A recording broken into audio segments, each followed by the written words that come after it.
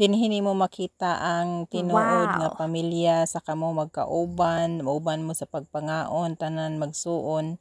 Ang inyong mga ginikanan nga nagtan-aw sa inyuha, malipayon na kaayo bisag tuwa na sila sa laing kalibutan. Bisan pa man og ang kitang tanan nagkadaiya na og naanay kaugalingong tagsa-tagsa ka pamilya, pero ato gyapon gigahinan nga kita magkauban, magkatigom aron gyapon maatong mapadama sa tagsa-tagsa ang ato ang panaghiusa o paghinigugmaay sa usag-usa.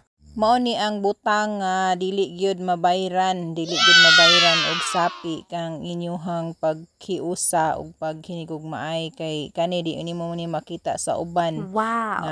Bisan pag aduna ka na sa imo ang tanan nga butang, kung wala mo'y panaghiusa, useless ang tanan. So kani ang atong dako kayo nga ipamana sa ato ang mga anak ug sa atong mga kaapuhan, sa atong mga sumusunod, ang atong panaghiusa bisan lamang igor ta makakaon sa atong tanang gusto, pero nalang gyapon ang ato ang kanunay nga panagtigom ug panaghiusa sa matag usa nato ka pamilya.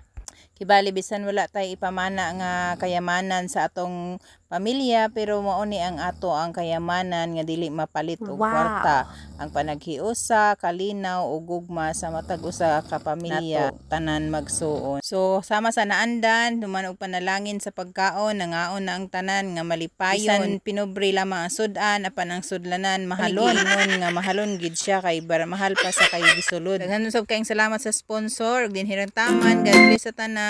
Love you.